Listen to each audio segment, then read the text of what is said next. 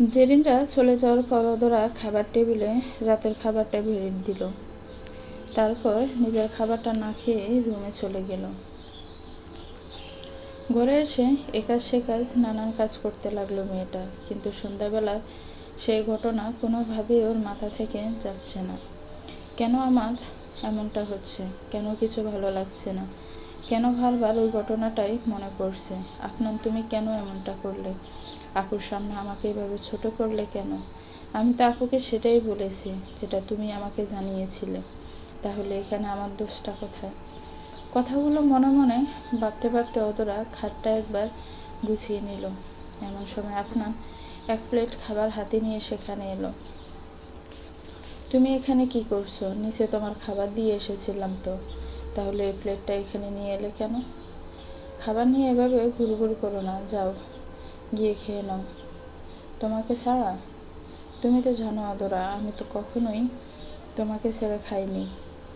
তাহলে আজ কি করে খাবো বলো তো? দেখো, তোমার খাবারটাও আমি এখানে এনেছি, চলো দুজনে একসাথে খেয়ে নিই। আমি এখন খাবো না, আপনার ক্ষুধা নেই, তুমি খাও। ক্ষুধা নেই নাকি আমার উপর রাগ করে খাবে না? এমন কিছু না, বিষয়টা এমনই অদরা, আমি জানি। সন্ধ্যায় তোমাকে আরোহীর সামনে ওই কথাগুলো বলেছিলাম বলে তুমি আমার উপর রাগ করে আছো, তাই না? জানি না আমার ওই সময় কি হয়ে গেছিল। আমি কোনোভাবে ওই সময় চুপ থাকতে পারিনি। মুখ ফসকে কথাগুলো বলে ফেলেছিলাম তখন। আই এম সরি অদরা। তুমি তো জানো তোমার আপনার তোমাকে কখনো কষ্ট দিতে পারে না। আজ ভুল করে কষ্ট দিয়ে ফেলেছে, প্লিজ ক্ষমা করে দাও। আর কখনো এমনটা হবে না, প্লিজ। আফনানের কথা শুনে অদরা কিছুই বলল না। অদরাকে নিশ্চুপ থাকতে দেখে আফনান আবার বলল, তার মানে তুমি এভাবে আমাকে ক্ষমা করবে না, তাই তো? ঠিক আছে, আমি তাহলে কান ধরে উঠবস করছি, এবার নিশ্চয়ই আমাকে ক্ষমা করে দেবে। কথাটি বলে আফনান দু কান ধরে অদরার সামনে উঠবস করতে শুরু করলো। বার দশেক উঠবস করার পর আফনান কাঁদো কাঁদো মুখে বলল, সেই ভোর দুপুরে দুমুঠো ভাত খেয়েছিলাম, তারপর ভাতের আর এক দানাও পেটে পড়েনি। সন্ধ্যায় একটু হালকা পাতলা খেয়েছিলাম, কিন্তু ভাতের স্বাদ কি আর নাস্তায় মেটে? শক্তির ছিটে ফোটা ছিল শরীরে, এতক্ষণ উঠবস করতে করতে সেটুকুও শেষ হয়ে যাচ্ছে। কিন্তু এত কিছু করেও আমার স্ত্রীর মন গলছে না। হায় আল্লাহ, এ কেমন বানালে নারী! তার মন গতি বোঝায় তো ভারী। আফনানের শেষ কথাটা শুনে অদরা মুচকি মুচকি হাসতে লাগলো। আফনানকে থামিয়ে বলল, আচ্ছা হয়েছে হয়েছে, এবার থামো, আর এসব করতে হবে না, চলো এবার খেতে চলো। হ্যাঁ চলো। পরের দিন সকালবেলা ঘুম থেকে উঠে নামাজ কালাম পড়ে অতটা তাড়াতাড়ি করে বাড়ির কাজগুলো গুছিয়ে নিতে লাগলো। কারণ আজ সে জেরিনদের সাথে বিয়ের শপিং করতে মার্কেটে যাবে। বাড়ি থেকে বেরোনোর আগে অদরা আফনানকে বলল, জেরিনরা তো গাড়ি নিয়ে চলে এসেছে, আমি কি যাব? হ্যাঁ যাও, এতে আবার জিজ্ঞেস করার কি আছে? না মানে বলছিলাম যে তুমিও যদি আমাদের সাথে যেতে তাহলে কিন্তু ভালো হতো। তোমাদের সাথে যাওয়ার আমারও অনেক ইচ্ছে ছিল অদরা, কিন্তু কি করব বলো। আজ অফিসে কিন্তু কিছু ইনভেস্টররা দেখা করতে আসবে, ওদের সাথে মিটিং করাটা খুব জরুরি। তাছাড়া আহাত তো তোমাদের সাথেই আছে, কোনো সমস্যা হবে না, যাও। নিজের খেয়াল রেখো, তুমিও। অদরা জেরিনদের সাথে চলে গেলে আফনান অফিসের জন্য রেডি হতে শুরু করে। এই সময় সেই ইনভেস্টর একজন আফনানকে ফোন দিল আর বলল যে কোনো এক বিশেষ কারণবশত আজ তারা আফনানের সাথে দেখা করতে পারবে না, পরে কোনো দিন দেখা করবে। মিটিং পোস্টপন্ড হওয়ায় আফনান অনেক খুশি হলো। মনে মনে ঠিক করলো সকালের নাস্তাটা সেরে সেও মার্কেটে যেয়ে অদরাকে সারপ্রাইজ দেবে। সেই উদ্দেশ্যে আবার গোছানো শুরু করলো। এদিকে নিজের ঘর থেকে বেরোতেই আরোহীর ফোনটা হঠাৎ বেজে উঠল। ফোনের স্ক্রিনে ডাক্তার সাহেবার নাম্বার দেখে আরোহী চটজলদি ফোনটা রিসিভ করলো। আমি কি আরোহীর সাথে কথা বলছি? জি ডাক্তার, আমি আরোহী, বলুন। আরোহী, তোমার রিপোর্টগুলো সব এসে গেছে, এখন সেগুলো আমার কাছেই আছে। রিপোর্ট এসে গেছে? কি এসেছে রিপোর্টে ডাক্তার? মানে সব ঠিক আছে তো? চিন্তার কোনো কারণ আছে কি? সেসব কথা এভাবে ফোনে বলা যাবে না আরোহী। তুমি আজ বিকেলে আমার চেম্বারে একবার একটু এসো, সেখানেই সবটা খুলে বলবো তোমাকে। কি হয়েছে ডাক্তার? আমার রিপোর্টগুলো কি নেগেটিভ নাকি? আমার কি কিছু হয়েছে ডাক্তার? কি হয়েছে আমার বলুন? শান্ত হও আরোহী, এত টেনশন করছো কেন? আগে আমার চেম্বারে এসো, তারপর সবটা জানতে পারবে। ঠিক আছে ডাক্তার, আমি আজ বিকেলেই চলে আসবো, রাখছি। হুম। ফোন কাটা মাত্রই আপনার সেখানে এসে হাজির হলো। আপনাকে দেখে স্বাভাবিক হওয়ার ভান করে আরোহী বলল, অফিসে যাচ্ছ? না, বাইরে একটু কাজে যাচ্ছি। ও, তা খেয়ে যাবে তো? হুম।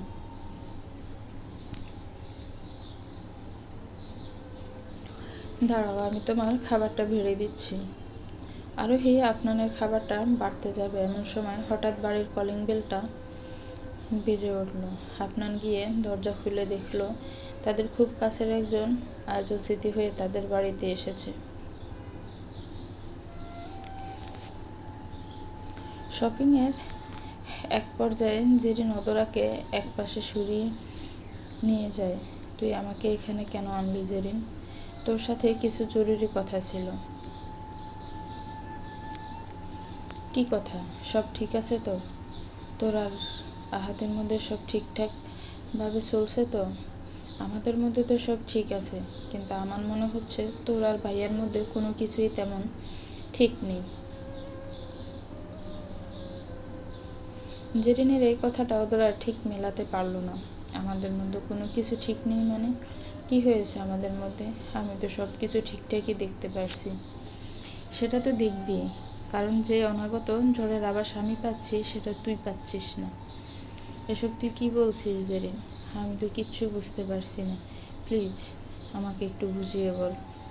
তুই কোন জ্বরের কথা বলছিস? কিসের আবার পাচ্ছিস তুই? আমি সেই জ্বরের কথা বলছি যেটা তোর আর ভাইয়ের ভালোবাসা দিয়ে সাজানো এই সংসারটাকে এক লহমায় ভেঙে দেবে। কেন জানি না আমার বারবার মনে হচ্ছে এমন কিছু একটা হতে চলেছে যেটা হওয়া উচিত নয়। এমন কিছু একটা ঘটতে চলেছে যা তোর আর ভাইয়ের জীবনকে পুরোপুরিভাবে পাল্টে দেবে।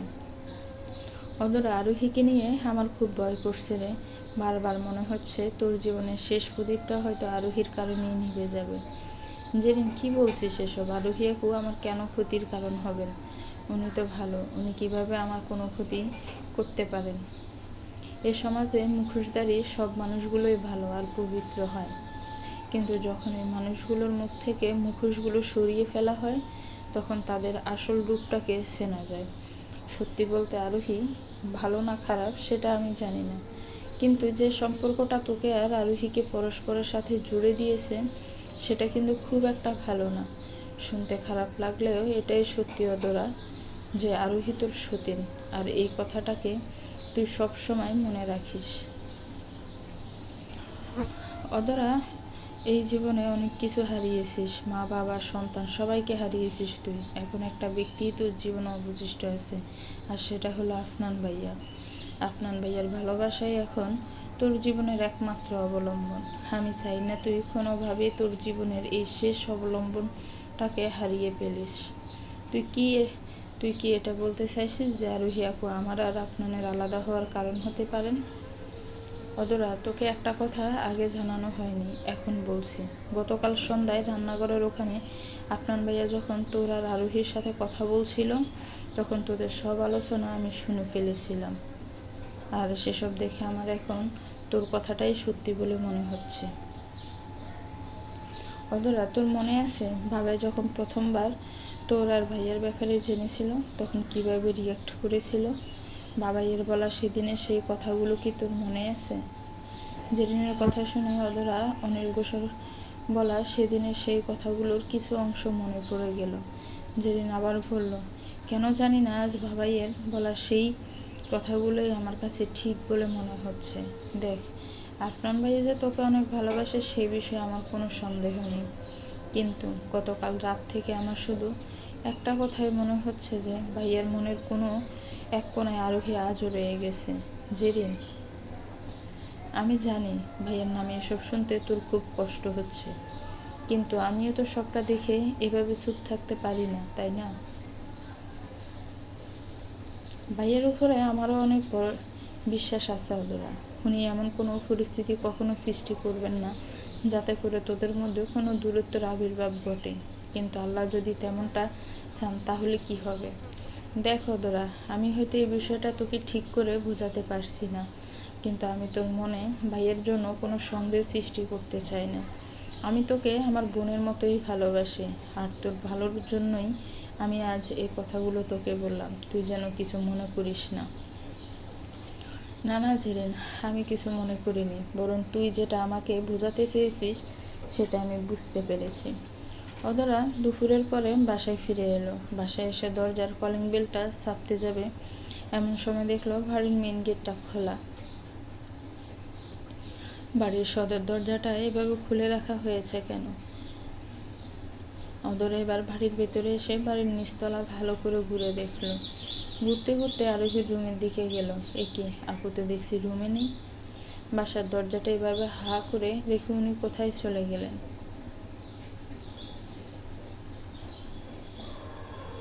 অদরা এবার উপরে উঠে নিজের রুমের দিকে গেল, কিন্তু রুমের সামনে গিয়ে দাঁড়াতে ভিতরের যে দৃশ্যটা অদরা দেখলো তাতে ওর রুহু পর্যন্ত কেঁপে উঠল।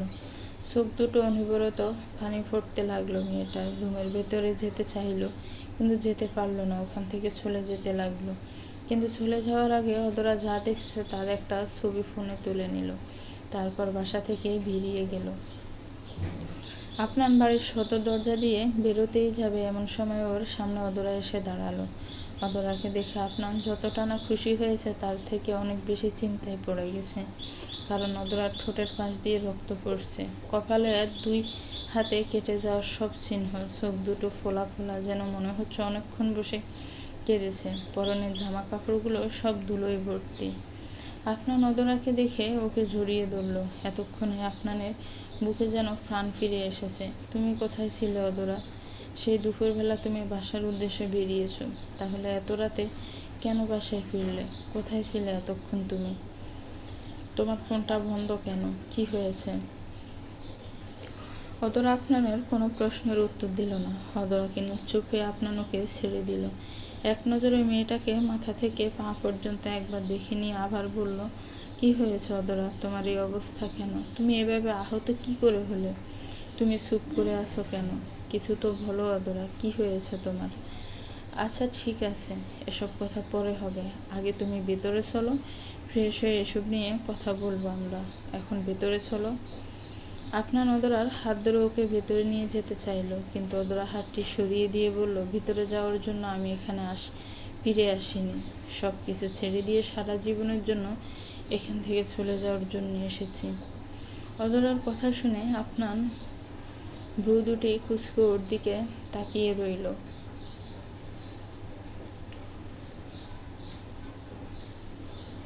এসব তুমি কি বলছো অদরা? হঠাৎ এভাবে কথা বলছো কেন? কি হয়েছে? আমার উপর কি রাগ হয়েছে তোমার? অদরা, আমি কি কোনো ভুল করে ফেলেছি? আমি কি কোনোভাবে তোমাকে কষ্ট দিয়ে ফেলেছি? বলো না অদরা। অদরা এবার আপনার চোখে চোখ রাখলো। মৃদু স্বরে বলল, কষ্ট? এই শব্দটা কিন্তু বেশ ভারী। এটাকে সহ্য করার ক্ষমতা সবার সমান না। কেউ কেউ অল্প কষ্টতেই ভেঙে চুরমার হয়ে যায়, আবার কেউ কেউ এক সাগর সমান কষ্ট পেয়েও দিব্যি বেঁচে থাকে। কি বলছে এসব? কিছুই তো বুঝতে পারছি না। আচ্ছা আচ্ছা, এখানে দাঁড়িয়ে আর কথা বলতে হবে না, ভেতরে চলো। না, আমি যাব না। অদরা প্লিজ ভেতরে চলো। বাইরে দাঁড়িয়ে এভাবে কথা বলাটা ঠিক না, আশেপাশে অনেক লোক আছে। প্লিজ ভেতরে চলো, ভেতরে গিয়ে কথা হবে প্লিজ। অদরা আপনার কথা শুনে ভেতরে ঢুকলো। আপনার ওর পেছন পেছন গেল, কিন্তু ভেতরে যাওয়ার আগে কেউ বাড়ির সদর দরজাটা লাগালো না। এবার বলল, কী সব যেন বলছিলে তখন? কেন বলছিলে এসব? কি হয়েছে? অনেক কিছুই তো হয়েছে আপনার, অনেক কিছুই তো হচ্ছে, কিন্তু জানি না কবে থেকে এসব হচ্ছে। কি হচ্ছে অদরা? এ বাড়িতে আজকাল অনেক কিছুই হচ্ছে, তাও আবার আমার আড়ালে, আমাকে লুকিয়ে। মানে কি হচ্ছে এখানে? তোমাকে আর নাটক করতে হবে না আপনার। আমি সত্যিটা সব জেনে গেছি। সত্যি? কোন সত্যির কথা বলছো তুমি? কি জেনে গেছো? তোমার আর আরোহীর সত্যিটা আমি জেনে গেছি আপনার। তোমাদের সম্পর্কের ব্যাপারে আমি সবটা জেনে গেছি।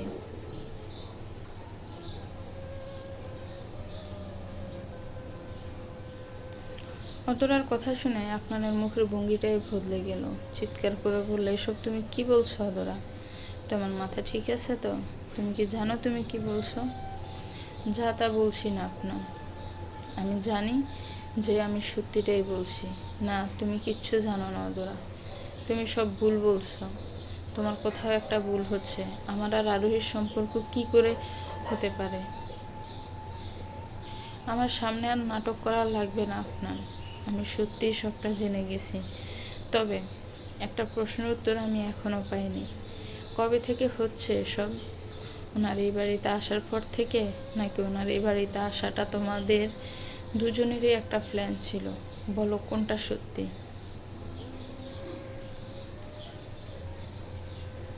অদরা, যথেষ্ট বলেছ, এবার থেমে যাও।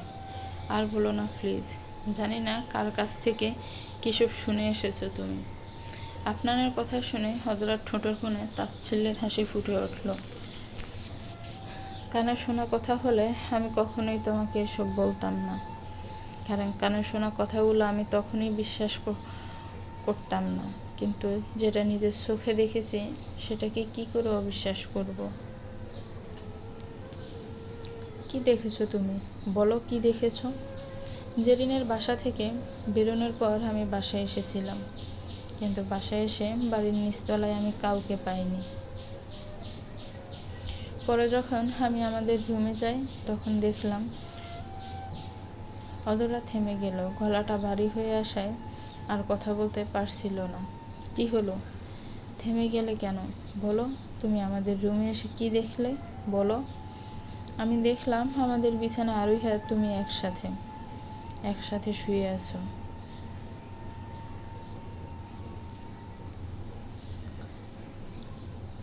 অদরার কথা শুনে আপনার মাথায় যেন আকাশ ভেঙে পড়ল।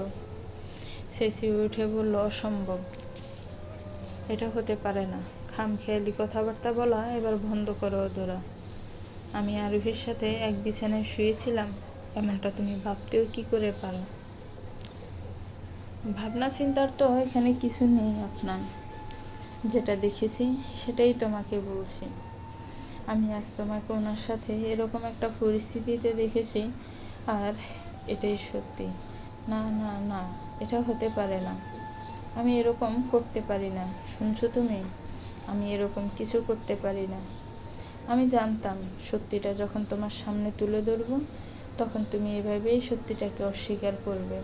তাই আজ যে দৃশ্যটা আমি দেখেছি সেটার একটা ছবি আমি তুলে রেখেছিলাম, এখনই দেখাচ্ছি তোমাকে।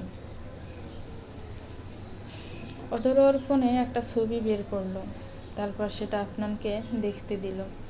আপনার দেখলো অদরা যে ছবিটা ওকে দেখাতে দিয়েছে তাতে আপনার আর আরোহী ওদের রুমের বেডের উপরে পাশাপাশি শুয়ে রয়েছে। দুজনের শরীরে একটা কাঁথা দিয়ে ঢাকা। এবার তো স্বীকার করবে আপনার যে তুমি আমাকে ঠকিয়েছো। অদরার কথা শুনে আপনার ছলছল চোখে ওর দিকে তাকালো। মুখ দিয়ে কিছু বলতে যাবে তার আগে বাড়ির সদর দরজা থেকে বেশ উচ্চস্বরে আপনানের নামটা ভেসে এলো। শব্দ পেয়ে দরজার দিকে তাকাতেই দুজন দেখলো সেখানে আরিফা বেগম আর তানিয়া বেগম এসে দাঁড়িয়ে আছেন। অদরা আপনাকে এতক্ষণ যা বলেছে সবটুকু তারা দুজনে শুনেছেন। মা, চাচি, তোমরা এসব আমরা কি শুনছি আপনার? অদরা এসব কি বলছে? মা, অদরারও কোথাও একটা ভুল হয়েছে, তোমরা প্লিজ ওকে একটু বোঝাও। ওকে একটু বলো যে আমি এসব করতে পারি না, আমি এসব করিনি, এসব মিথ্যা। অদরা এবার বলল, কোনটা মিথ্যা আপনার? আমি যে তোমাকে কথাগুলো বললাম সেগুলো মিথ্যা, নাকি তোমাকে যে ছবিটা দেখিয়েছি সেটা মিথ্যা? অতরা আমি এসব জীবনে আজ পর্যন্ত অনেক ধরনের ব্যথা পেয়েছি। আমি মাকে হারানোর ব্যথা, আব্বুকে হারানোর ব্যথা, অনাথ হওয়ার ব্যথা, সন্তান হারানোর ব্যথা, সারা জীবনের মতো বন্ধ হওয়ার ব্যথা। তবে তুমি আজ যে ব্যথাটা আমাকে দিয়েছ, তার কাছে আমার জীবনের সব ব্যথা, সব কষ্ট, সব দুঃখ তুচ্ছ। এই পৃথিবীতে আমি সব থেকে বেশি ভালো তোমাকে বেসেছিলাম, তোমাকে আমার সব থেকে আপনজন ভেবেছিলাম, আর সেই তুমি আমাকে আমার জীবনের সব থেকে বড় কষ্টটা দিলে। আরোহীর সাথে এভাবে সম্পর্কে জড়ালে তুমি। অদরা এবার আপনার শার্টের কলারটা চেপে ধরলো, তারপর চিৎকার দিয়ে বলল, আমার সাথে এভাবে ছলনা করার অধিকার তোমাকে কে দিয়েছে আপনার? আর্জেন, বলো, আমাকে এভাবে ঠকানোর অধিকার তোমাকে কে দিয়েছে? কে দিয়েছে তোমায়? কেন করলে এমনটা? কেন করলে? কেন? কথাগুলো বলতে বলতে অদরা কান্না করতে করতে নিচে বসে পড়ল। তানিয়া বেগম এসে ওকে সামলাতে লাগলো। আপনার আবার বলল, বিশ্বাস করো অদরা, আমি এমন কিচ্ছু করিনি। আমি এটা কি করে করতে পারি? আমিও তোমায় খুব ভালোবাসি, তাহলে তোমাকে এত বড় একটা ধোঁকা আমি কি করে দিতে পারি? বিশ্বাস করো, আমি এসবের কিছুই জানি না, কিচ্ছু জানি না। আমি কিভাবে কি হলো কিচ্ছু বলতে পারবো না। প্লিজ বিশ্বাস করো আমায় অদরা, প্লিজ বিশ্বাস করো। আপনানের কথা শুনে অদরা চট করে উঠে দাঁড়ালো। তারপর বলল, বিশ্বাস তো তোমাকে করেছিলাম আপনার, অনেক অনেক অনেক বিশ্বাস করেছিলাম তোমায়, কিন্তু আমার সেই বিশ্বাসের বিনিময়ে তুমি আমাকে কি দিলে? ধোঁকা। এত বড় একটা ধোঁকা? না, হ্যাঁ, এরকম একটা কাজ করার পরেও তুমি আমাকে বলছো তোমাকে বিশ্বাস করতে। কিভাবে করব তোমায় বিশ্বাস? কেন করব? আবার ঠকতে? না, তোমার এই কাজের জন্য তুমি আমার বিশ্বাসকে হারিয়েছ, আর এবার তুমি আমাকেও হারাবে, কারণ যে আমার বিশ্বাসকে আমাকে ভেঙে দিয়েছে, তার সাথে আমি আর থাকতে পারবো না।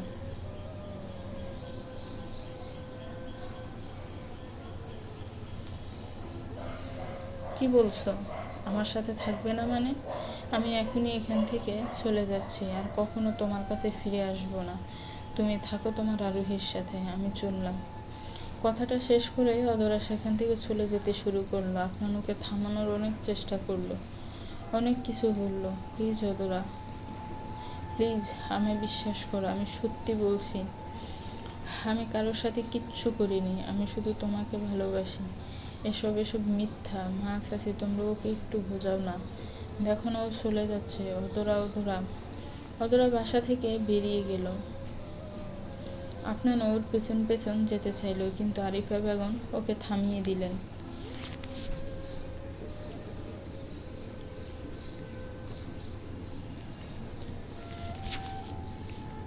কি করছো মা? আমাকে কেন থামাচ্ছ? আমাকে যেতে দাও ওর কাছে। না আপনার, তুই ওর কাছে আর যাবি না। কে বলছে এসব? আর তুই আর কি বলবো আপনার? আর কিছু বলার জন্য কি কিছু বাকি রেখেছিস তুই? কি করেছিস? কি এসব? আরোহীকে এই বাড়িতে কেন আনলি? ওই মেয়েটাকে তোদের জীবনে আবার কেন আনলি? অদরার ভালোবাসায় কিসের কমতি ছিল রে, যে তোকে আবার আরোহীর কাছে ফিরে যেতে হলো?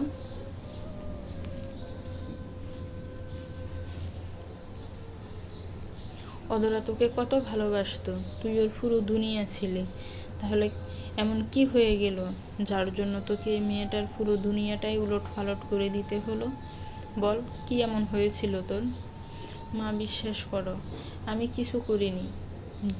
আমিও তো অদরাকে খুব ভালোবাসি, আমি ওর সাথে এসব কি করে করতে পারি? তাহলে আরোহীকে এই বাড়িতে কেন এনেছিস? আমি ওকে এই বাড়িতে আনিনি মা, অদয় এনেছিল। আরোহীর এই বাড়িতে আসার ঘটনাগুলো আপনার ওনাদেরকে সব বুঝিয়ে বলল। সব কিছু শোনার পর তানিয়া বেগম বললেন, এত কিছু হয়ে গেল আর তুই আমাদেরকে কিচ্ছু জানাসনি কেন আপনার? চাচি, তোমরা বাইরে ছিলে তাই কিছু বলিনি, ভেবেছিলাম তোমরা বাসায় এলে একেবারে সব খুলে বলবো, কিন্তু তোর বলার আগে আমরা সত্যিটা সব জেনে গেলাম। ছি আপনার, তুই এটা কি করে করতে পারলি?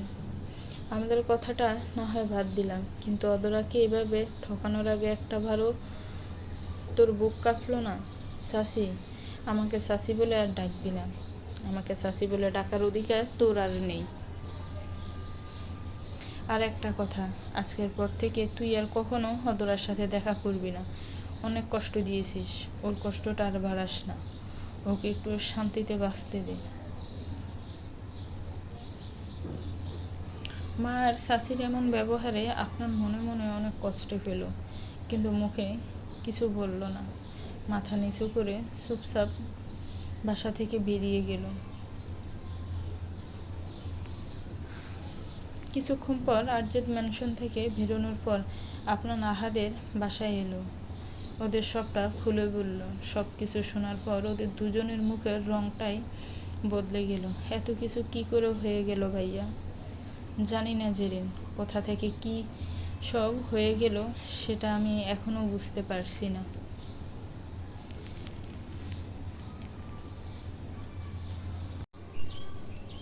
আচ্ছা, ওদরার এখন কি খবর? ও কোথায় এখন? জানি না আহাদ। এমন সময় জেরিনের ফোনে একটা কল এলো। কলটা রিসিভ করে জেরিন একটু দূরে গিয়ে কথা বলে এলো। মামনি ফোন দিয়েছিল।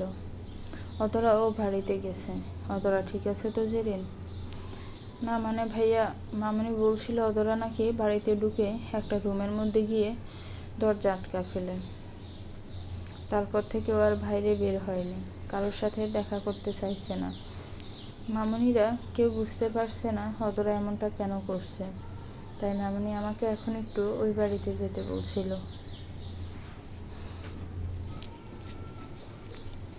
তোমার এখন ওই বাড়িতে যাওয়া উচিত। অদরাকে তোমার এখন প্রয়োজন। চলো, আমি তোমাকে ওখানে দিয়ে আসছি। না আহাদ, তুমি এখানে থাকো, ভাইয়াকে সাপোর্ট দাও। আমি চলে যাচ্ছি। একা যেতে পারবা তো? অসুবিধা হবে না তো? হারে না, এটুকুই তো রাস্তা, আমি চলে যাব। ঠিক আছে, ওখানে পৌঁছে ফোন দিও। জেরিন চলে গেল। আহাদ এবার আপনার পাশে এসে বসলো। কি ভাবছিস আপনার? এবার কি করবি? সেসব কিছু ঠিক করলে প্রমাণ জোগাড় করবো আহাদ। অদরাকে বুঝিয়ে দিতে হবে যে ওর আপনার ওকে কখনোই এভাবে ঠকাতে পারে না, কখনোই না। তোর যা করার তুই কর, আমি তোর সাথে আছি। আচ্ছা, আমাকে একটা কথা বল, যার জন্য এত কিছু হলো, মানে আরোহী, সে মেয়েটা এসব দেখে কি বলছে? মানে ওর কি রিয়েকশন? আহাদের প্রশ্ন শুনে আপনার টনক নড়ে উঠল।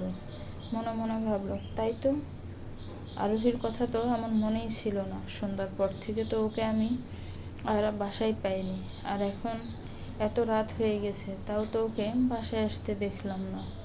তাহলে মেয়েটা গেল কোথায়? ও কি জানে যে ওর জন্য আজ আমার আর অদরার মধ্যে কত বড় ভুল বুঝাবুঝি হয়েছে? নাকি এসব কিছুই ওরই প্ল্যান? ও কি তাহলে আমাদেরকে আলাদা করার জন্যই আমাদের জীবনে এসেছিল? কিন্তু কেন? আমাদেরকে আলাদা করে ওর কী লাভ? না, বিষয়টা নিয়ে এবার সত্যি ভাবতে হবে। এই আরোহীকে এখন খুঁজে বের করতে হবে। কলিং বেলের আওয়াজ শুনতেই দিশা দৌড়ে গিয়ে দরজাটা খুলল। দরজাটা খুলতে, আরে আরোহী যে, হোয়াট এ সারপ্রাইজ! এসো, ভিতরে এসো। আরোহী ভিতরে এলে দিশা দরজাটা লাগিয়ে দিল। বাসায় আর কেউ নেই দিশা? না গো, বাবা মা একটু বাইরে গেছে, আর নিলয় তো এখন ওর অফিসে। আমি একা একা বাড়িতে বোর হচ্ছিলাম। ভালোই হয়েছে তুমি এসেছো। তা কেমন আছো বলো? হালা ভালোই রেখেছে। তুমি? ভালো। চলো, তোমার আমার ঘরে গিয়ে বসবে, চলো। আরোহী দিশার পিছু পিছু ওর ঘরের দিকে গেল।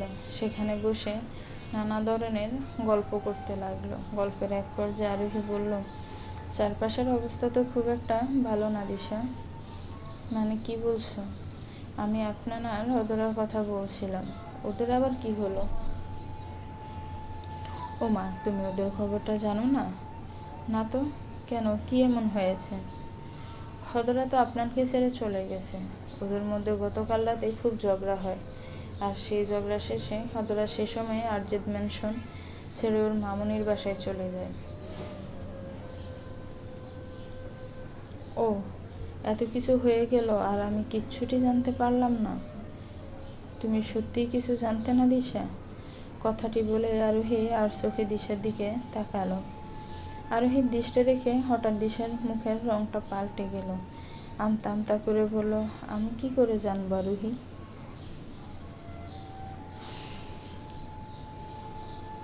হ্যাঁ, তাই তো, তুমিই বা কি করে জানবে? তা কি নিয়ে ঝগড়া বেঁধেছিল ওদের মধ্যে? জানো কিছু? হ্যাঁ, জানি তো। আমাকে নিয়ে? মানে? আরোহী কিছুটা সময় চুপ করে থাকলো, তারপর হঠাৎ করে বলল, কংগ্রাচুলেশন দিশা, তোমার প্ল্যান অবশেষে কাজ করলো।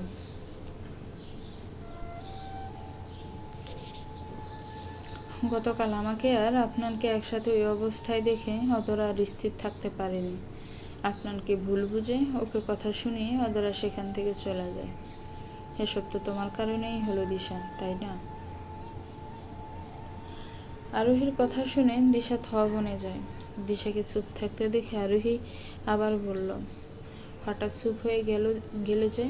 তুমি কি ভেবেছিলে আমাকে নিয়ে এমন একটা খেলা খেলবে আর আমি কিচ্ছুটি টের পাবো না? এসব তুমি কি বলছো আরোহী? আমি তো কিছুই বুঝতে পারছি না। তুমি সবটা বুঝতে পারছো দিশা, শুধু শুধু আমার সামনে এসব নাটক করো না প্লিজ।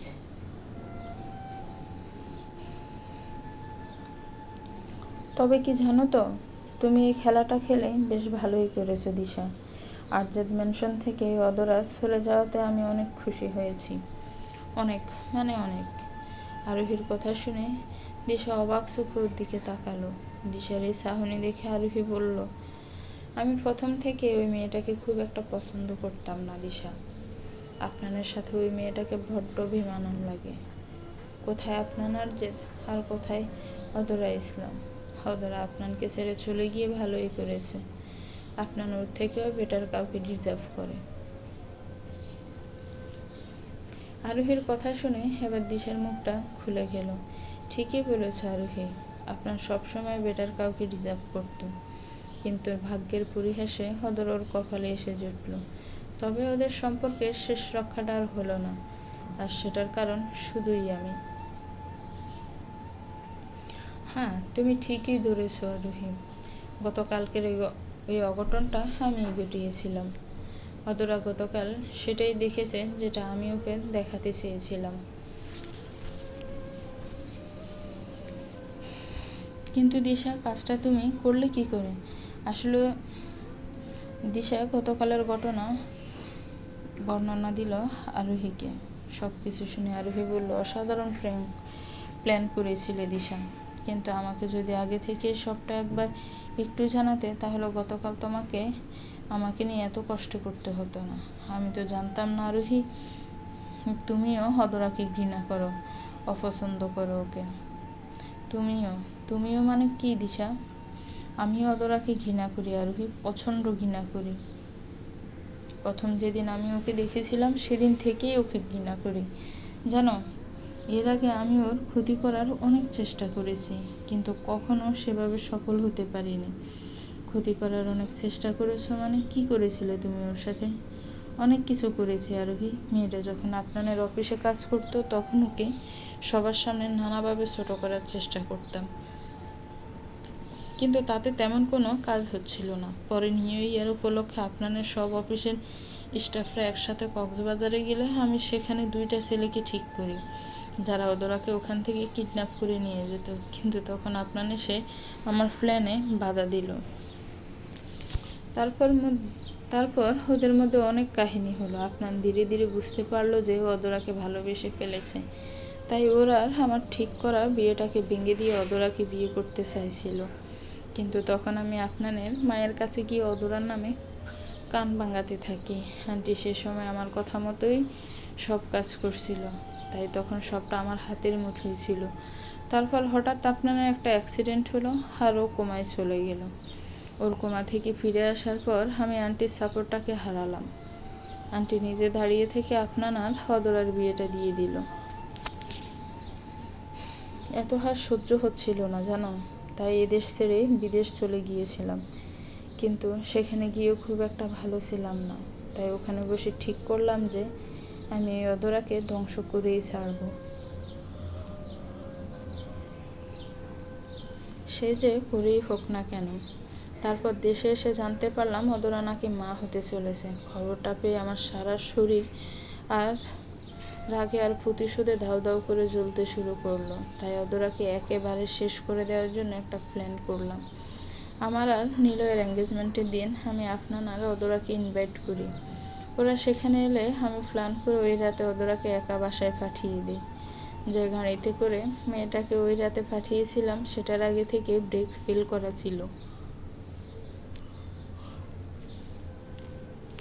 মেরে ফেলতে চেয়েছিলাম মেয়েটাকে, ওই রাতেই মেরে ফেলতে চেয়েছিলাম, কিন্তু অদরার সোনাই চামচের ভাগ্যটা সেদিন ওকে বাঁচিয়ে দিল।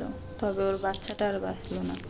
বাচ্চাটাকে হারিয়ে অদরা সেদিন যেভাবে হাউমাউ করে কাঁদছিল সেটা দেখে আমার মন কিছুটা হলেও শান্তি পেয়েছিল, কিন্তু ভেতরের আগুনটা আরও বেড়ে গেল। এর কিছুদিন পরেই আমার বিয়ে হয়ে গেল, তাই তখন আর কিছু করতে পারলাম না। কিন্তু আমার ভেতরে সেই রাগটা আমাকে বেশি দিন চুপচাপ থাকতে দিল না। অদরাকে মেরে ফেলার জন্য এবার একটা শুটারকে ঠিক করলাম, যে কিনা বাড়ির মধ্যে গুলি চালিয়ে অদরাকে একেবারের জন্য শেষ করে দিত। কিন্তু তখন আমার রাস্তায় বাধা হয়ে দাঁড়ালে তুমি ওই দিন সন্ধ্যায় অদরাকে বাঁচিয়ে দিলে। সেদিন খুব রাগ হয়েছিল তোমার উপর। পরে ভেবে দেখলাম অদরার মৃত্যুটা হয়তো আমার হাতে নেই, তাইও বারবার এইভাবে বেঁচে যাচ্ছে। কিন্তু তাই বলে তো মেয়েটাকে ছেড়ে দিতে পারি না। তাই এবার ঠিক করলাম মেয়েটাকে মৃত্যু নয়, নিঃসঙ্গতা দান করব। বাচ্চাটাকে তো আগেই হারিয়েছে, এবার রইল শুধু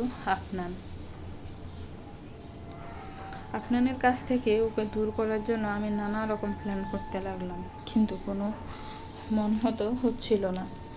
পরে তোমাকে দেখেই প্ল্যানটা করলাম। তোমার মাধ্যমেই আমি ওদের দুজনকে আলাদা করতে চেয়েছিলাম, আর দেখো আমি সেটা করেও ফেলেছি আরোহী। Today I am successful, finally I am successful আরোহী। আজ আমি অনেক খুশি, হ্যাঁ অনেক খুশি। কথাগুলো বলতে পেরে দিশা অনেক খুশি হতে লাগলো। ওকে খুশি হতে দেখে আরোহী বলল, তুমি শুধুই এত খুশি হচ্ছ দিশা, সববারের মতো তুমি আজও সফল হতে পারোনি, আর কখনো পারবেও না। আপনার আর অদরাকে আলাদা করার স্বপ্নটা আজীবন স্বপ্নই থেকে যাবে তোমার, বুঝলে? আরোহীর মুখে এমন কথা শুনে দিশার মুখ থেকে হাসিটা উড়ে গেল, কপালে চিন্তার বাজ পড়ল। এসব তুমি কি বলছো আরোহী? স্বপ্ন সত্যি হবে না মানেটা কি? অদরা তো আপনাকে ছেড়ে চলে গেছে, ও আর কখনোই আপনার কাছে ফিরবে না। ফিরবে, অদরা আপনার কাছে ফিরবে। আপনার এখন তোমার সত্যিটা জেনে গেছে, আর সত্যিটা জানার পর আপনার কখনোই তার অদরাকে হারিয়ে যেতে দিবে না। আপনার সত্যিটা জেনে গেছে মানে? কে বললো ওকে এসব? এমন সময় সেখানে কলিং বেলের আওয়াজটা বেশি এলো। আরোহী বলল, দরজাটা খোলো দিশা, দরজার বাইরে তোমার জন্য একটা সারপ্রাইজ ওয়েট করছে, যাও। দিশা গিয়ে দরজা খুললো। দরজা খুলতেই দিশা আপনাকে সেখানে দেখে যতটা না অবাক হলো তার থেকে অনেক বেশি ভয় পেল। আপনার পেছনে একদল পুলিশকে সেখানে দাঁড়িয়ে থাকতে দেখে। আপনার তুমি আর এই পুলিশ এখানে কি করছে? আপনার কিছু বলল না। রাগান্বিত চোখে দিশার দিকে শুধু তাকিয়ে রইল। আপনানের এমন চাহনি দেখে দিশা মনে মনে খুব ভয় পেল। ভয় পেয়ে এক পা করে পেছনের দিকে পিছিয়ে গেল। দিশাকে পিছিয়ে যেতে দেখে আপনান এবার সামনের দিকে এগিয়ে গেল। বাড়ির ভেতর ঢুকতে আপনান বলল, কি করলে দিশা? কি করলে এসব তুমি বলো? আপনানের চিৎকার শুনে দিশা ভয়ে কেঁপে উঠল। কাঁপতে কাঁপতে বলল, কিচ্ছু না, কিছুই তো করিনি আফনান, এভাবে কেন বলছো?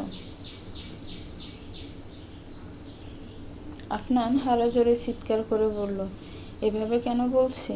সত্যিটা সব জেনে গেছি দিশা, আর নাটক করে লাভ নেই।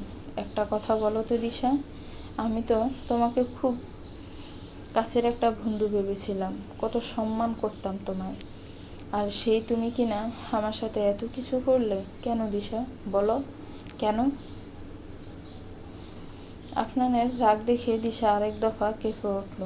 এদিকে আফনানকে এতটা রাগ করতে দেখে আরোহী ওর পাশে এসে দাঁড়ালো। আফনানকে শান্ত হতে বলে দিশার দিকে তাকিয়ে বলল, আফনান কিভাবে সবটা জানলো সেটা বুঝতে পারছো না তো?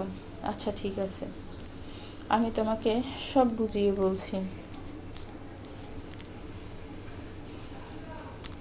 আমি যখন তোমার রুমে বসে তোমার সাথে কথা বলছিলাম, তখন আমার ফোন থেকে আফনানের ফোনে কল দেওয়া ছিল। ও বাড়ির বাইরেই পুলিশ নিয়ে দাঁড়িয়েছিল, আর ফোনে আমাদের বলা সব কথাগুলো শুনছিল, আর সেসব রেকর্ড করছিল। তুমি আমার সাথে এটা করলে আরোহী? আমি তোমাকে বিশ্বাস করে ওই কথাগুলো বলেছিলাম। আফনান আর অদরাও তোমার উপরে খুব বিশ্বাস করেছিল, কিন্তু তুমি ওদের সাথে কি করলে? লোহা দিয়ে যেমন লোহাকে কাটা যায়, বিষ দিয়ে যেমন বিষকে শেষ করা যায়, ঠিক তেমনি আজকে তোমার বলা ওই মিথ্যাগুলো দিয়ে, আমার করা মিথ্যা অভিনয় দিয়ে তোমার আসল চেহারাটা আমি সবার সামনে নিয়ে এলাম। আরোহীর কথা শুনে দিশা আর কিছু বলল না, মাথা নিচু করে শুধু দাঁড়িয়ে রইল। আফনান আবার বলল, এতদিন অনেক কিছু করেছো তুমি, এবার আমার করার পালা। এতদিন অনেক পাপ করেছো, এবার সেই পাপের শাস্তি পাওয়ার সময় এসে গেছে। ইন্সপেক্টর সাহেব, নিয়ে যান এই মেয়েটাকে। আফনান, এভাবে ডেকে আর কোনো লাভ নেই দিশা। তোমার বন্ধু আফনানকে তুমি সারাটা জীবনের জন্য হারিয়ে ফেলেছ। এখন তোমার সামনে যে দাঁড়িয়ে আছে তার শুধু একটাই পরিচয়, আর তা হলো সে অদরার স্বামী। তুমি আমার বাচ্চার হত্যাকারী, তুমি আমার ভালোবাসার মানুষ, আমার অদরাকে কষ্ট দানকারী। তোমাকে আমি ছাড়ব না, শুনলে তুমি? এই আপনার নার্জেত তোমাকে ছাড়বে না দিশা চৌধুরী, কঠিন থেকে কঠিনতর শাস্তি পাবে তুমি, আর সেই শাস্তি আমি তোমাকে পাওয়াবো। ইন্সপেক্টর, নিয়ে যান একে এখান থেকে। আপনাদের কথা মতো একজন মহিলা কনস্টেবল এসে দিশার হাতে হাত কড়ি ফুরিয়ে ওকে সেখান থেকে নিয়ে গেল। যাওয়ার সময় দিশা কাউকে কিছু বলল না, শুধু একবার আফনানের দিকে তাকালো। কিছুক্ষণ পর আফনান, অদরা আর আরোহী পুলিশের বড় কর্তার রুমে বসে আছে। দিশাকে লকআপে ঢোকানোর পর আফনান এক পুলিশকে দিয়ে অদরার কাছে ফোন করায় আর ওকে তাড়াতাড়ি পুলিশ স্টেশন আসতে বলে। পুলিশের কাছ থেকে ফোন পেয়ে অদরা তড়িঘড়ি পুলিশ স্টেশনে চলে আসে। এখানে আসার পর আফনান আর আরোহীকে দেখার পর অদরার মনটা আবার খারাপ হয়ে গেল। কিন্তু দিশার খবরটা শোনার পর মেয়েটা যেন আকাশ থেকে পড়ল। কিন্তু এত কিছু উনি সেদিন করলেন কি করে? অদরার প্রশ্নের উত্তরে আরোহী বলল, তোমার এই প্রশ্নের উত্তরটা আমি দিচ্ছি অদরা।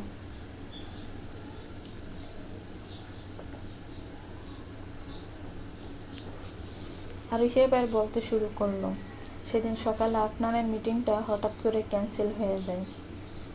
ও ভেবেছিল সকালের নাস্তাটা করেও তোমার সাথে দেখা করতে যাবে, তোমাকে সারপ্রাইজ দিতে চেয়েছিল, তাই আগে থেকে ফোন করে কিছু বলেনি। সেদিন নাস্তা করতে বসার সময় হঠাৎ দিশা বাড়িতে আসে। ওকে বাড়িতে দেখে আমরা দুজনেই খুব খুশি হয়েছিলাম। দিশাকে দেখে আপনানের আর একা খাওয়া হয়ে ওঠে না। মেয়েটার সাথে কথা বলতে বলতে ব্যস্ত হয়ে পড়েও। গল্প করার এক পর্যায়ে আফনান ওকে আমাদের সাথে ব্রেকফাস্ট করতে বলে। নাস্তা করার প্রস্তাব শুনে প্রথমেই দিশা রাজি হয়ে যায়। আমি রান্নাঘর থেকে খাবারগুলো এক এক করে টেবিলের উপর এনে রাখতে শুরু করি। এমন সময় দিশা সেখানে এসে আফনানকে হাত ধুয়ে টেবিলে বসতে বলে। আফনান ওর কথা মতো হাত ধুতে চলে যায়।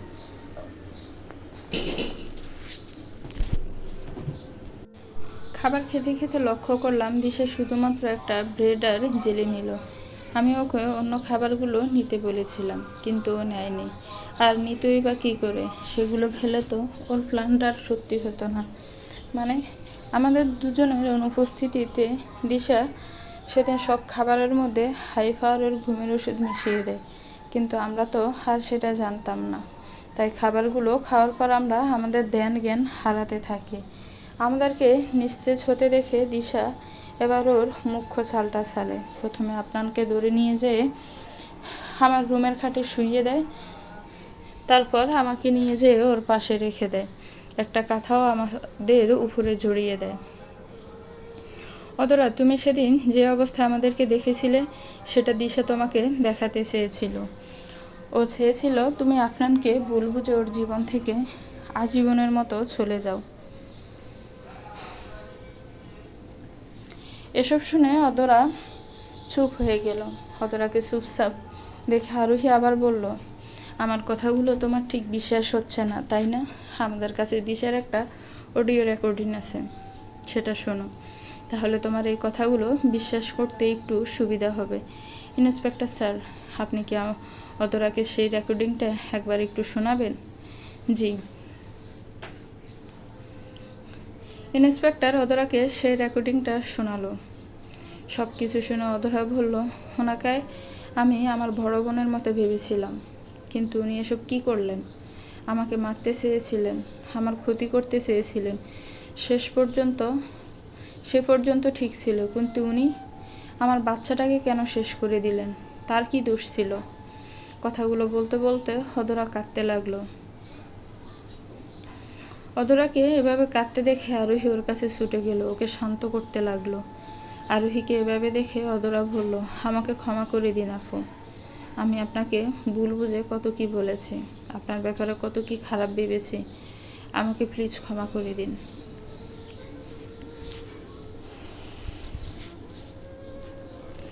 না অদরা, এভাবে বলো না, এতে তোমার কোনো দোষ নেই। দিশা তোমাকে যেমনটা ভাবতে বাধ্য করেছিল তুমি ঠিক তেমনটাই ভেবেছ। তাও আপু, অদরা, তোমার যদি সত্যি ক্ষমা চাওয়ার থাকে তাহলে সেটা আমার কাছে না, আপনার কাছে চাও। কারণ তোমার বলা কথাগুলো শুনে ওই মানুষটা সব থেকে বেশি কষ্ট পেয়েছে। যাও অদরা, তোমার আপনানের কাছে যাও। আরোহীর কথা শুনে অদরা আপনানের দিকে একবার তাকালো, দেখলো ছেলেটা অন্যদিকে মুখ ঘুরিয়ে দাঁড়িয়ে আছে। অদরা আপনানের কাছে গেল। আপনার, আমাকে ক্ষমা করে দাও। সব কিছু না জেনে আমার ওইভাবে কথাগুলো বলা ঠিক হয়নি। আমি তোমাকে অনেক ভুল বুঝেছি, প্লিজ আমাকে ক্ষমা করে দাও। এই দেখো আমি কান ধরছি।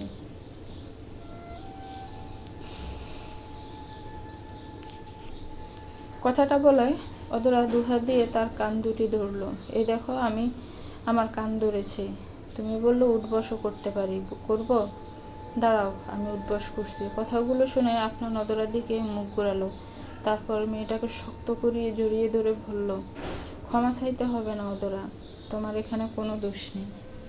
তোমার জায়গায় আমি থাকলে আমিও হয়তো এভাবেই রিয়েক্ট করতাম। তাই এসব বলে আর ক্ষমা চাইতে হবে না।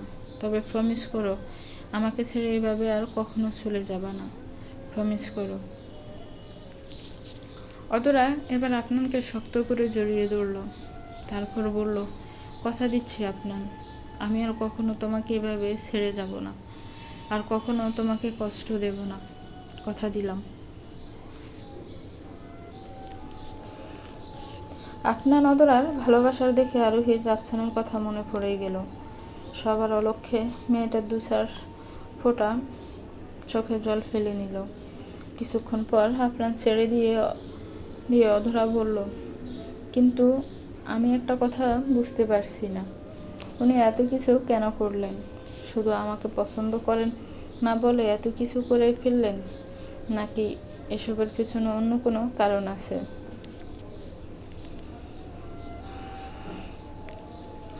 অদরার প্রশ্ন শুনে আপনার আর আরোহী একবার নিজেদের মধ্যে চোখাচোখি করে নিল।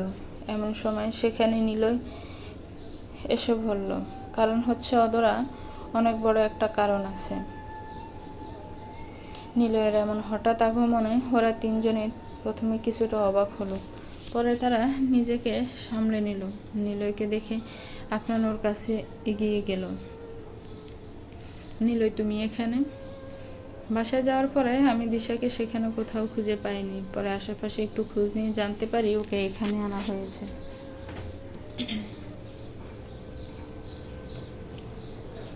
এটা করা ছাড়া আমাদের কাছে আর কোনো উপায় ছিল না।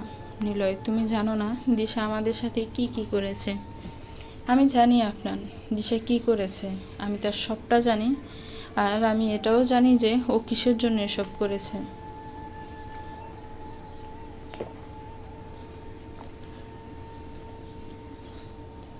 কি জানো তুমি নিলয়?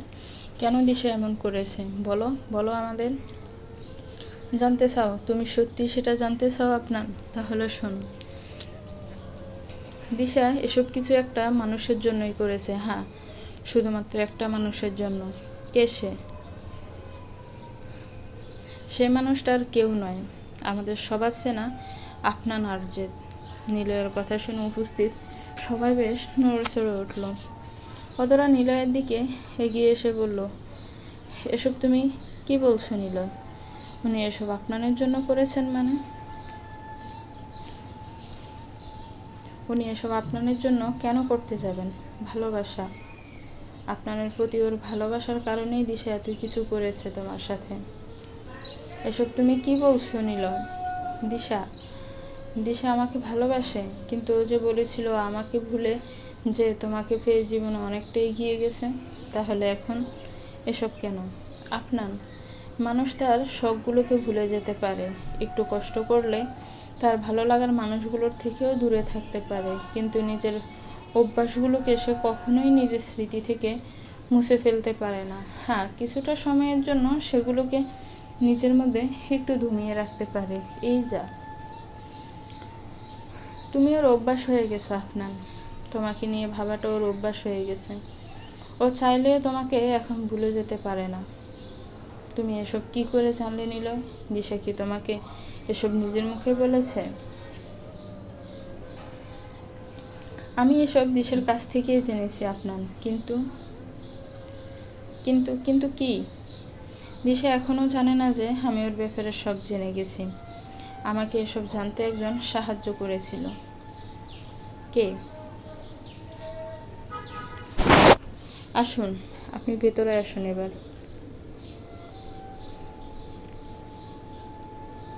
নিলয়ের ডাক শুনে একজন লোক ভেতরে এলো। লোকটিকে কেউ চিনতে পারল না। তাই আপনার নিলয়কে বলল, উনি কে নিলয়? ওনার পরিচয় কি? নিলয়ের কিছু বলার আগে লোকটি বলল, আমি মোহাম্মদ আজিজুল হক, আমি একজন সাইকিয়াট্রিস্ট। লোকটির পরিচয় জেনে সেখানকার সবাই থ হয়ে গেল।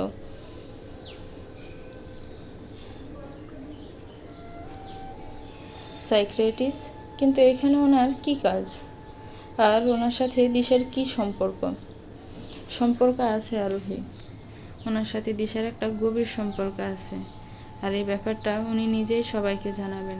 ডাক্তার হক, আপনি বলুন এবার। নিলয়ের আহ্বানে সাড়া দিয়ে এবার উনি বলতে শুরু করলেন, আমার সাথে দিশার সম্পর্কটা হলো ডাক্তার রোগীর সম্পর্ক। দিশা আমার পেশেন্ট। প্রায় 2.5 বছর যাবৎ আমি ওনার চিকিৎসা করছি। এই শুনে হদরা বলল, 2.5 বছর ধরে চিকিৎসা করছেন? কেন, কি হয়েছে ওনার?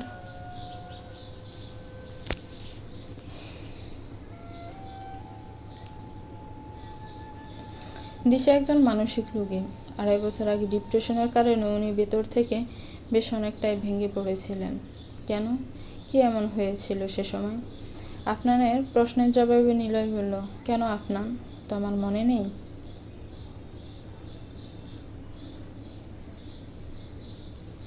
আজ থেকে প্রায় 2 বছর আগে কি হয়েছিল? সে সময় দিশা ওর জীবনের সব থেকে বড় ধাক্কাটা খেয়েছিল, আর সেটা তুমি ওকে দিয়েছিলে আফনান। সে সময় তুমি আরোহীকে বিয়ে করেছিলে, যেটা দিশা মেনে নিতে পারেনি। রাগে, কষ্টে, দুঃখে একদম ভেঙে পড়েছিল মেয়েটা। পরে ওর আব্বু আম্মু ওকে ডাক্তার হকের কাছে নিয়ে যান, আর তার চিকিৎসায় সে সময় দিশা সুস্থ হয়ে ওঠে। কিন্তু দিশার আব্বু আম্মু তো এই বিষয়ে আমাদের কাউকে কখনো কিছু বলেননি।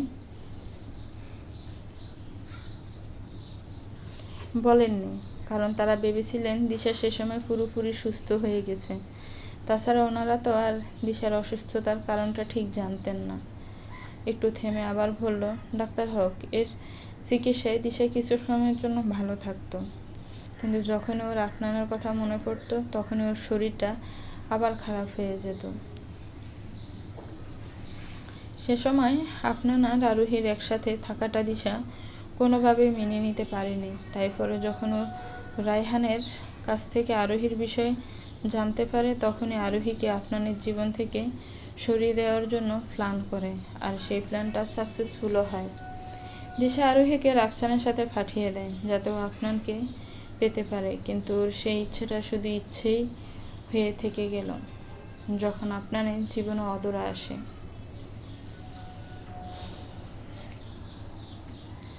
একবার আপনানকে হারানোর কষ্টটা মেয়েটা সহ্য করতে পারলেও দ্বিতীয়বার আপনানকে হারানোর ব্যথাটাও সহ্য করতে পারেনি। ও মেনেই নিতে পারেনি অদরাকে, তাই অদরার ক্ষতি করার জন্য উঠে পড়ে লেগে যায়।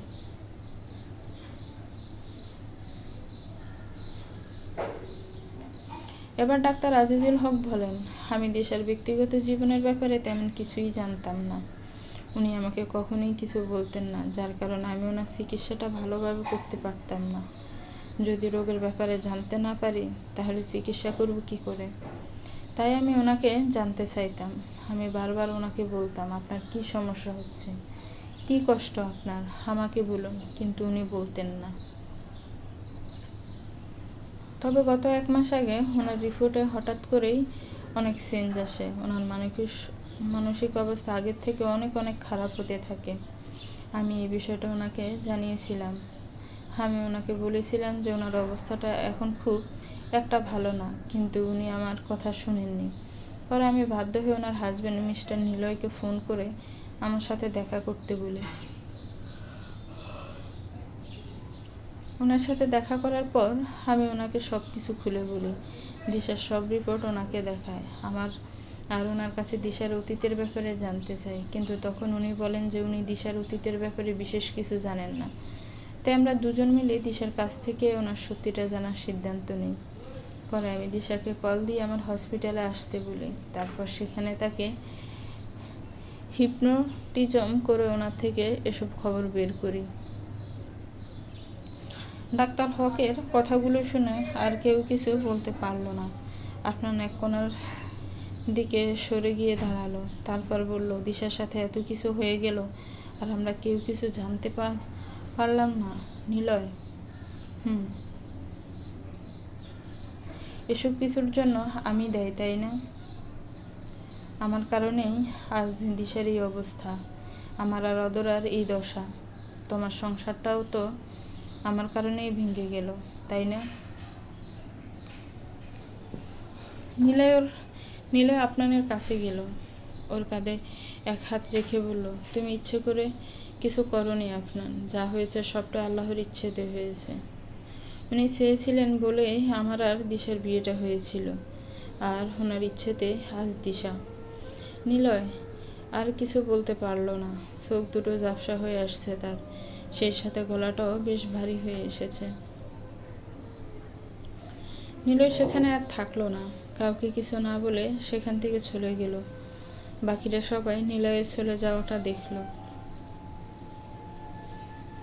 ঘণ্টাখানেকের মধ্যে তারা 3 জন আরজেদ ম্যানশনে ফিরে এলো। বাড়িতে তাদেরকে ফিরে আসতে দেখে আরিফা বেগম আর তানিয়া বেগম আবেগে আপ্লুত হয়ে পড়েন।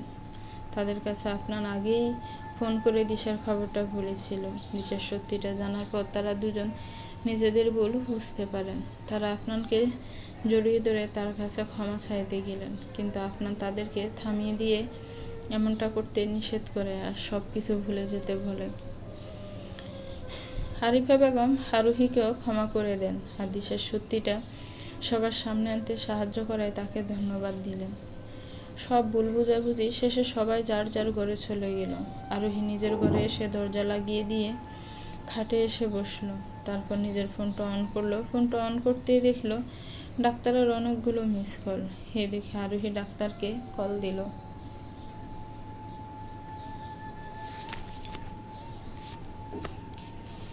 এতক্ষণ কোথায় ছিলে আরোহী? আমি সারা বিকাল তোমাকে কল দিয়েছি, কিন্তু তুমি ফোনটা রিসিভ করোনি কেন? আসলে ডাক্তার, আমার ফোনটা সাইলেন্ট ছিল, তাই আপনার কলগুলো দেখতে পাইনি, সরি। আচ্ছা, এবার বলুন কেন ফোন দিয়েছিলেন? আমি কি বলবো, তুমি বলো আরোহী, কি ভাবলে? শেষে কি সিদ্ধান্ত নিলে? আসলে ডাক্তার, আমি এখনো পর্যন্ত কোনো সিদ্ধান্ত নিইনি। হোয়াট? এটা তুমি কি বললে আরোহী? আমি তোমাকে সেদিন কতক্ষণ ধরে এই বিষয়টা বোঝালাম, কিন্তু তুমি এখনো কোনো সিদ্ধান্ত নাওনি। দেখো আরোহী, তুমি ডিসিশন নিতে যত দেরি করবে ততই তোমার ক্ষতির পরিমাণ বেড়ে যাবে। প্লিজ সিদ্ধান্তটা তাড়াতাড়ি নাও আর আমাকে জানাও। আমাকে আজ রাতটুকু সময় দিন। আমি আজ রাত ভেবে কাল সকালে আপনাকে আমার ডিসিশনটা জানাবো। ওকে? ওকে। আরোহী ডাক্তারের কলটা কেটে কিছুক্ষণ চুপচাপ বসে রইল। তারপর কি একটা ভেবে রাফসানকে কল দিল, কিন্তু প্রথমবার রিং হতে ফোনটা কেটে যায়। আরোহী আবার ওকে ফোন দিতে যায়, কিন্তু তার আগে রাফসানের নাম্বার থেকে কল আসে। আরোহী সেটা রিসিভ করে বলে, হ্যালো রাফসান। রাফসান, তুমি কোথায়? আমি সেই কবে থেকে তোমার সাথে কথা বলতে চাইছি, কিন্তু বলতেই পারছি না। আর যখন কথা হলো তখন সেটা সুইটির সাথে হলো। কী সব উল্টাপাল্টা কথা বলছিল। আচ্ছা ছাড়ো ওসব কথা। তুমি জানো তোমার বলা ওই কথাগুলো? আরোহী নিজের কথাটা শেষ করতে পারল না, তার আগে ফোনের ওপাশ থেকে শোনা গেল, সুইটি তোমাকে কোনো উল্টোপাল্টা কথা বলেনি আরোহী, বরং তুমি এখন উল্টো কাজ করছো। এসব তুমি কি বলছো রাফসান? আর তোমার গলাটা এমন শোনাচ্ছে কেন? তোমার কি শরীর খারাপ নাকি? আমার কথা তোমাকে এত ভাবতে হবে না আরোহী। আমার কথা ভাবার জন্য আমার কাছে এখন সুইটি আছে। সুইটি তোমাকে কি কি বলেছে তার সবটা আমি জানি, কিন্তু সত্যিটা জানার পরে কেন তুমি আবার আমাকে ফোন দিলে? এসব তুমি কি বলছো রাফসান? কোন সত্যিটা জানি আমি? সুইটি তো তোমাকে আমার আর ওর সম্পর্কের কথাটা বলে দিয়েছে, তাই না? তোমার আর সুইটির সম্পর্ক? এসব কি মজা করছো তুমি? আমি কোনো মজা করছি না আরোহী, বরং মজা তো তুমি করতে চেয়েছিলে আমাকে নিয়ে, আমাদের সম্পর্কটাকে নিয়ে। না রাফসান, তুমি আমায় ভুল বুঝছো। বোঝাবুঝির সময় শেষ হয়েছে আরোহী, এখন কিছু করার সময়। তাই আমি ঠিক করেছি আমি তোমাকে ডিভোর্স দিব, আর তারপর সুইটিকে বিয়ে করে নেব। বিয়ে করে নেবে মানে? না রাফসান, তুমি এমনটা করতে পারো না। তুমি তো আমাকে ভালোবাসো, তাহলে আমার জায়গাটা তুমি অন্য কাউকে কি করে দিতে পারো? ভালো তো তুমিও আমাকে বাসতে আরোহী, তাহলে তুমি আমাকে ছেড়ে এভাবে কেন চলে গেলে? আমি কেন তোমাকে ছেড়ে চলে এসেছিলাম সেটা তুমি জানো রাফসান? হ্যাঁ জানি তো। একটা তুচ্ছ কারণে তুমি আমাকে ছেড়ে চলে গেছো। যেটাকে তুমি তুচ্ছ কারণ বলছো সেটা আমার কাছে আমার জীবনের থেকেও বেশি দামি। তো থাকো ওটা নিয়ে, আর আমাকে ভুলে যাও। আরোহী, তোমাকে আমি কিছুদিন ওয়েট করতে বলেছিলাম, কিন্তু তুমি সেটা করোনি। তোমার এই কাজের পুরস্কারটা তো তোমার পাওয়াই উচিত, আর সেই পুরস্কারটা হলো আমাদের ডিভোর্স। না, ডিভোর্স পেপারটা কোথায় পাঠিয়ে দিতে হবে সেটা আমাকে বলে দিও। রাখছি। ফোন কেটে গেল। আরোহী আবার একবার ফোন দিল, কিন্তু ফোনটা এবার বন্ধ পেল। আরোহী কাঁদতে কাঁদতে বলল, আল্লাহ, এটা কি হয়ে গেল? আমার সাথেই এত কিছু হওয়ার ছিল। এখানে আমার ভুলটা কোথায় আল্লাহ? তুমি কেন আমার সব কিছু এভাবে কেড়ে নিতে চাইছো? কেন?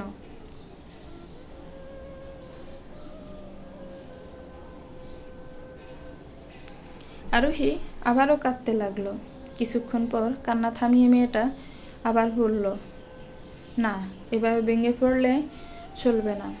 এখানে আমি একা নই, আমাকে অন্যজনের কথাটাও ভাবতে হবে।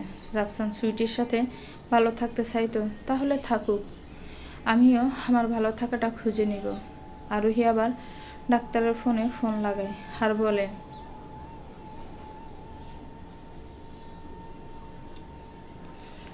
আমি আমার সিদ্ধান্তটা নিয়ে ফেলেছি ডাক্তার, আমি নিজেকে নয় তাকে বেছে নিচ্ছি। কাল সকাল পর্যন্ত সময় আছে আরোহী, আর একটু ভেবে দেখো। আর কিছু ভাবার নেই ডাক্তার, আমি কাল আপনার কাছে আসব। কাল থেকে চিকিৎসা শুরু করে দিবেন। ঠিক আছে, কাল বিকেলে এসো। ফোনটা কেটে দিয়ে আরোহী নিজের পেটটাকে 2 হাত দিয়ে আঁকড়ে ধরে মুখ বুজে কাঁদতে শুরু করলো। গল্পটা কেমন লেগেছে একটি কমেন্টস করে জানাবেন। গল্পটার পরবর্তী পার্ট খুব শীঘ্রই আসবে। আর আমার চ্যানেলটাকে প্লিজ সাবস্ক্রাইব করবেন। গল্পটাকে একটু লাইক করবেন। যারা অলরেডি আমার চ্যানেলটাকে সাবস্ক্রাইব করে পাশে আছেন তাদেরকে অসংখ্য ধন্যবাদ। আসসালামু আলাইকুম।